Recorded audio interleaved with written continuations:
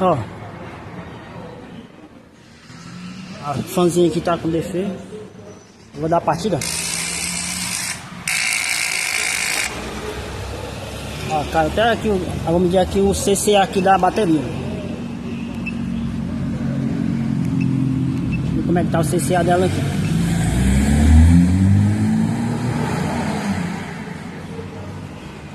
Ó, a bateria que tá com 100%, CCA 121. Aqui tá ok, né? Aí eu vou ver aqui se ela tá com mau contato ou se é o mau contato nas conexões dela aqui.